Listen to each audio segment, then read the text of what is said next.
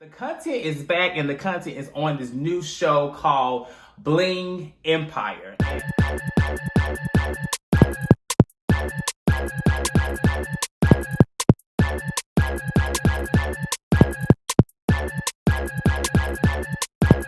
What's up, everybody? It's me again, and it's time to lean in, bitch. Listen, I know it's been a while. I have not been in front of this camera. But because realistically, there really hasn't been anything on TV that really interests me. Nothing worth talking about. And I gotta go what the content is. I'm just saying. But the content is back and the content is on this new show called Bling Empire. And let's just say, honey, this show is good. I had to put this shirt on and some little jewelry piece, some little costume jewelry, because they ain't finna read me if they watch this. So I want to talk about this new show. I hope you've watched it. I'm going to recap the entire series, so let's just get into it. Before we get started, make sure you go down, make sure you subscribe to this channel, because a lot of y'all watching, but y'all ain't subscribing. I'm just saying. So this show is based in Los Angeles, which is where I reside. Now I ain't never seen none of these people before, because I know people, but I guess I don't know many, because I ain't never seen none of them before. And I guess I wouldn't, because these bitches are rich. Okay, I know we sit here and we talk about, Orange County and Beverly Hills and all these other women, whatever is rich. Child, please. Okay, these people were born into money. They like kings and empires, and they are royalty, and it shows. So we have Kevin. So Kevin is a model. He's probably the most down-to-earth, most regular individual. I guess he's the person that is being introduced to all these people. This is not his friend circle. And he's introduced via Kane. Now, Kane is into real estate, and real estate as in like he owns malls in Singapore, and he's obviously very rich. His closet is nice, child. He comes in this robe. I think it's Versace or something. I don't know what that robe was. I've seen it before, but it was a nice robe. Okay, so just that whole moment, he clearly has money. You have Christine. Now, Christine, she's an interesting person. We're going to talk about her a lot, because clearly she is, the queen, or at least the trying to be queen. And then we have Anna, who is my favorite for many reasons. I've seen the comments. I think y'all like Anna too. Then they have and Kelly. Kelly is I guess self-made. I don't know if she's a millionaire, but she's self-made, as if she came from a lot of money. Her husband was in this big old scandal, got it taken away, and she had to work back towards it. Everybody else, you have Cherie, and Cherie, I don't know, honey. And then Jamie, and there's other supporting characters. So the starting event of the season is this Chinese New Year. And Christine, she's doing this interview. She's basically going to shut down all of Rodeo Drive for this event. Now, I've heard of the Chinese New Year, but, I obviously seen how they all were excited for it. And I was excited for it too. I wish I could have got a ticket to go down to Rodeo Drive. It ain't that far. But the fact that she can shut down this strip, like Rodeo Drive is huge. Now, I don't know which street specifically or how long of a street, but if she took down the whole Rodeo Drive, she is paid, which is not up for debate anyway. The event is nice. Christine, she clearly, she is sponsoring what is she doing? She's sponsoring a orphan in China for each individual. That's big, so she's clearly into philanthropy. And the event is nice. Everyone is there. And I like how, the Asian Chinese culture, I like how they really celebrate, because Kane even made a comment. He was saying how, in the US New Year, or whatever New Year, American or white New Year, whatever he called it, you go, you party, you wake up with a hangover. But there, you wake up with money. It's a celebration of so much more. And I think every year it changes. Every time there's a Chinese New Year, it changes. So I like, I'm very intrigued by their culture just from this event alone. Now, at the event, Anna is there, and, Anna, I already like her from the beginning, because she's clearly, like, from the beginning, she wants to fix her closet, child. So she got her little ballroom dress on. Clearly, this event means nothing to her, at least not that much, because the fact that she is breaking down her wall with this gown and this jewelry, this lady don't care. It's already kind of insinuated that there is a clash between her and Christine. But honestly, I don't think there's really a clash. Clearly, Christine thinks about Anna in ways that Anna doesn't even think about her. This is very one-sided. I like that she's born into money to where at this point, money really means nothing to her. Like, it's another day for her. And she is a good balance of having old money, but still being able to be humble. I like that she commented that Christine was a very superficial individual. And clearly she is, because she represents new money. You know, there's always this battle of old money and new money. I'm just regular money, so I can't speak on either one of them. But I see that, you know, in this necklace situation. It seems like Christine is that regular individual that we all know and hang. Well, I'm sorry, that we all know. Maybe we don't hang with them, but it's always starting a conversation with material things, which is like so annoying, even for me. So I get it, especially if you come from money like Anna. Who wants to hear about these things in the first conversation? Talk about my day. And I think that's what Anna was coming from. So while we're on the Anna train, you know, she clearly loves France. You know, she loves Air France. And she's so rich that, child, she can go on Air France while on the way to France and pretend to be a damn flight attendant, because that's what she always wanted to do. I mean, that's just goals to me. And I thought it was so cute. She's, you know, she was so, you can tell she was so happy to be able to ask someone, can I get you anything else? Child, it's flight attendants that don't want to be flight attendants. But this lady got all this money and she want to be a flight attendant. That speaks volume to me. I don't know about y'all. And so they get to Paris. Actually, she goes with Kelly. And I like Kelly. Kelly is cool. Now, this scene right here was a little disturbing to me, because I feel like her boyfriend or whatever, she already said in her opening scene that they have a lot of trust issues, right? And clearly in this scene, it came out. You know, the fact that she didn't wake him up or whatever to go, whatever, she wanted him to sleep, and this man is calling to go off like that, like, that was alarming to me. I mean, I'm not saying I don't know her like that, but if he's yelling and getting that upset, child, I feel like he may be putting a hand or two on Miss Kelly. It was just kind of hard to watch, because Kelly, she already came from this one marriage, she said, where the man had this big scandal and, you know, he went to jail and she was left with nothing. And then she's with the Power Ranger over here, and the Power Ranger is trying to like, I don't know what's going on with him. He is crazy. Like, that damn Power Ranger is crazy as hell.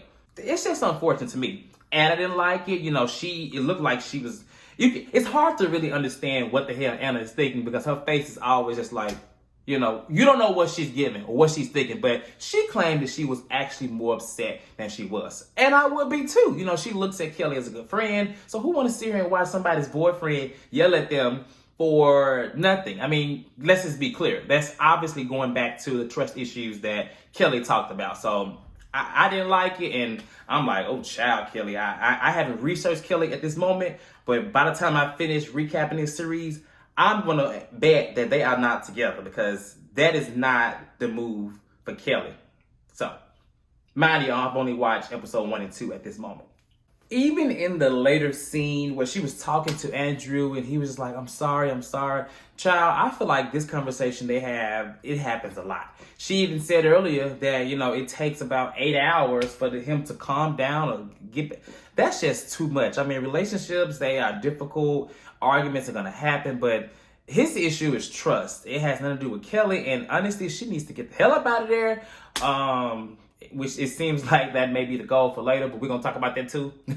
In preparation for Anna's dinner party, Christine and Kane get together. Christine is looking for a bike or some, child, in case the world ends. Just stupid, spending money for what? And in this conversation, this is how I know that Christine spends all day, all night researching and looking up ways that she can compete with Anna, because it's clear that she wants to. She basically says she has this same necklace that Anna has, and that she's going to wear it to her dinner party. Now, I don't think that there's anything wrong with wearing the same thing somebody else has or whatever, but there's a difference between having a malicious intent versus just wearing it. And it's clear as day that Christine is trying to get on Anna's bad side of nerves or piss her off or whatever. And yeah, it's about to go down. So at the dinner party, at Anna's dinner party, they introduced Cherie, who is pregnant, has a child already, and has a boyfriend, but they are not married. Now, that's very interesting because it's already been said that in the Asian culture, it's frowned upon for that. Like, clearly, if you look at Christine and her husband's relationship, she basically said that, she had struggles with his family because she couldn't have a child, and you have to get the family's blessings. So all of that, it just sounds like very like the opposite for Cherie. But hey, she's cool, she happy, she can do what she want to do. There's always a rebel child, so I live for her. And so the event is at Anna's house, and she set up this nice little tent, child. She got each individual person got a server. I mean, who wouldn't want their own server, child, to be like, oh, I need some extra ranch. Oh, I need, some ice, extra ice. Oh, I need another cocktail. Like, that's everything to me. I just like it. I forgot to comment on Anna's house. Like, it's not a modern home. It's very, I don't know what to call it, but the design of it is very LA, has a little, Havana, feeling with it, and whatever you want to call that. And I like her house for what it is. You can tell that it's not it's old money home, okay? But she has new money fashion, so whatever, she makes up for it. Now, at the event, like I said, Christine is there, and Christine looks good, child. She came with this bob, and I love Christine for this because I feel like she's going to give us some looks. She's a very high fashion, or just a very beat girl. I love a very beat Asian. They always be like, oh, child, I'm white fish, or, I'm rich white fish. No, honey, when I say I'm fish, I always say that I'm Asian fish, because I feel like Asian fish be beat, and their fashion is typically always on top notch. And so she looks good. And the first thing she does is she stops Anna, and she's just like, hey, I got your necklace on. And Anna's like, oh, yeah, that is my necklace. I have the same necklace. She's like, you have the same necklace? I'm like, oh, God, here we go. So at this point, Anna is like irritated, clearly. So what does she do, honey? She goes over to the seating chart of this table, and she moves Christine to the end of the table. And I fucking hollered. I love that type of cattiness, because one thing you're not going to do is try me at my own event. And Christine clearly asked for it. And she did it so slick, child. She went over there and changed it. And that was that. So when Christine gets to her seat, child, her and her husband sit down, and she realizes all the inner circles on this side of the table, and she over here at the end of the tent. And she's like, why don't we sit over here? Like, why? And I live for it. Like, Christine, girl, like, you tried it. Don't try to talk about somebody compete with you, girl. You put on something that this woman had, and you felt the need to showcase that you had this exact same item. So what do you get? You get the end of the table, okay? And you get this little paper holder thing while everybody else getting Rolexes and Cartier, whatever they get. So that's what happens. And it was a great moment. That's how I knew that this show was going to be good. And I was like, okay, I can't wait to see what's going to happen next, because they already carrying, and it's like the most subtle little way. I just live. And at that moment, I knew that Anna was my bitch. So, episode 2.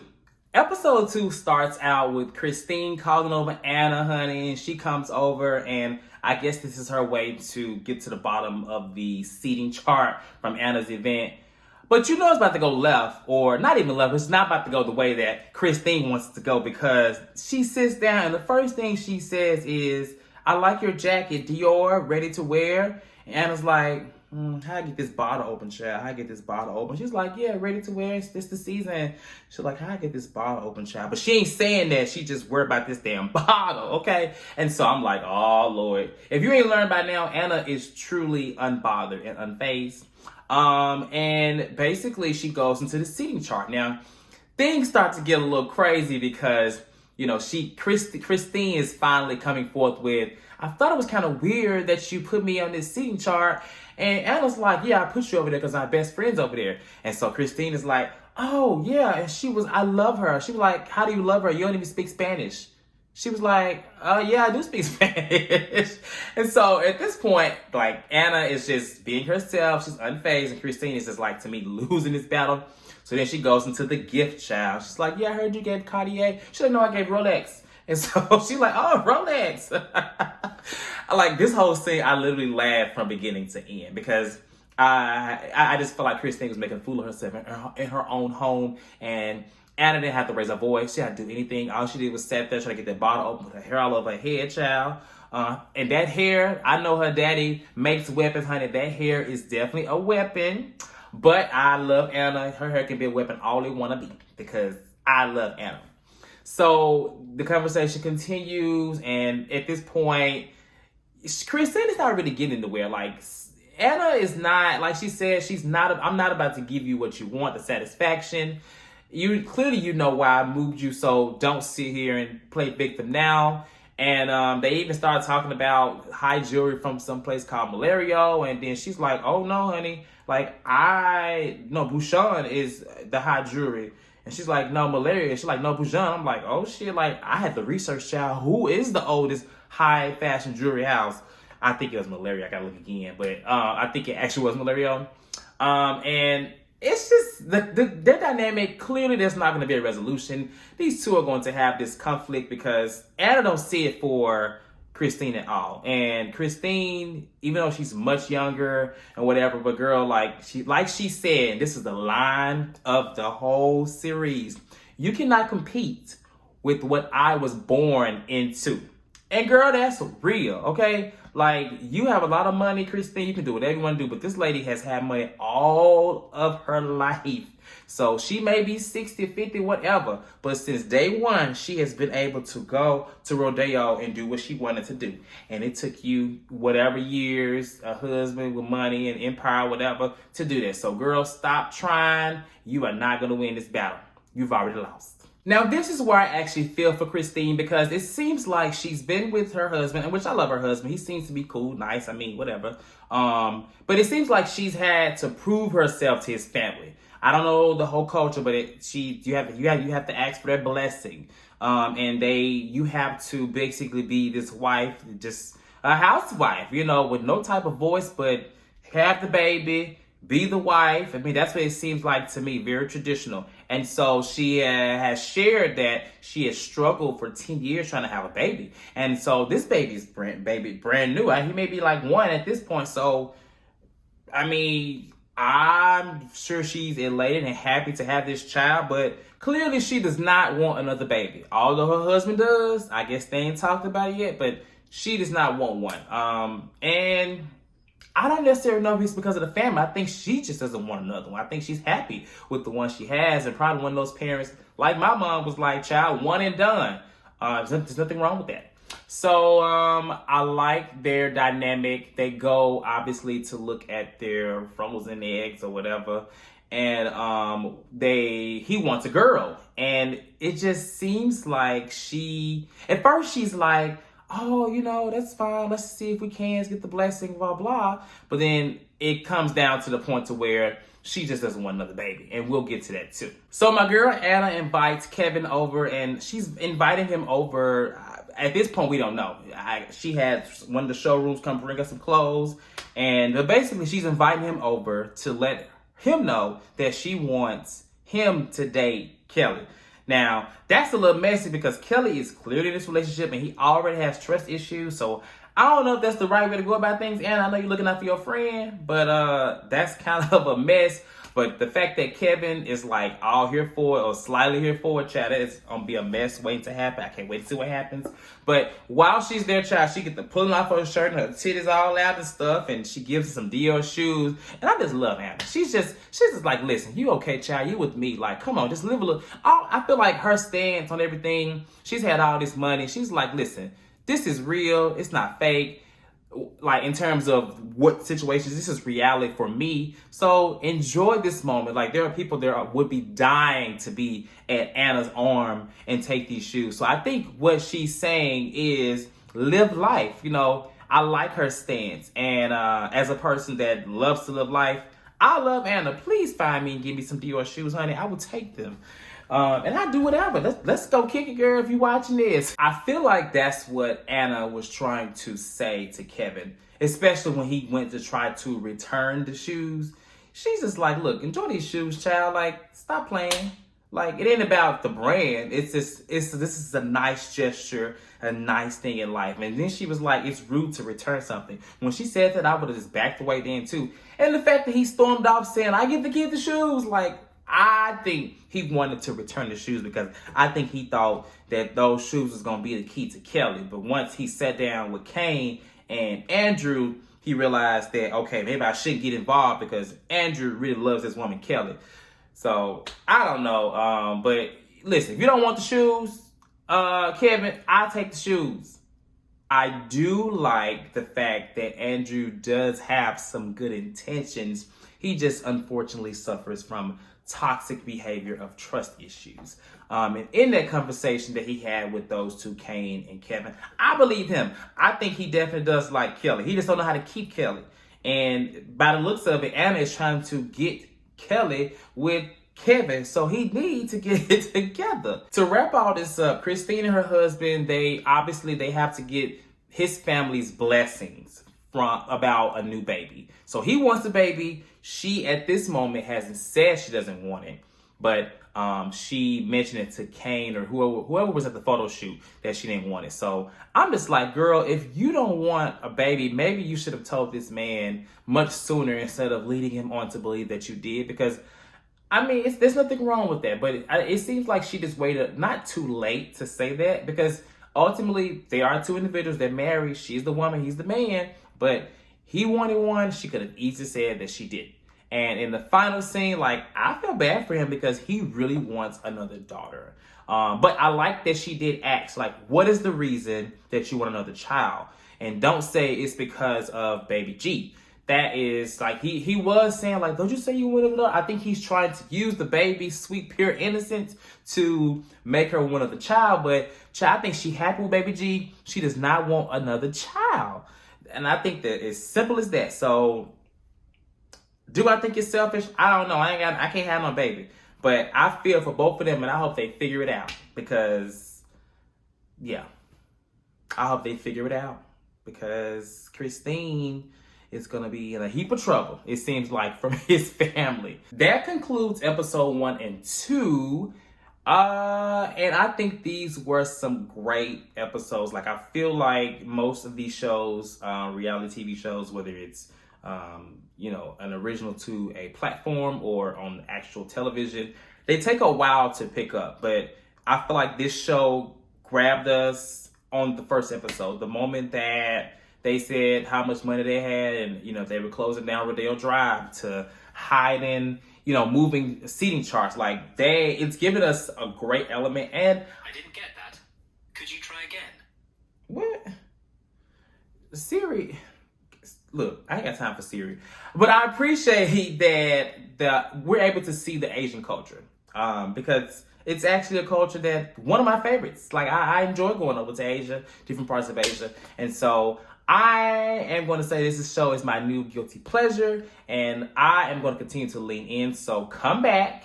There will be a recap for all of the episodes, the entire series. And let's just get into it. So until then, I'm about to lean out and go watch episode 3 and 4. And I'm going to come back and give you my thoughts about that too. Don't forget to like, subscribe, comment, and do all things to lean. And I will see you soon. Bye.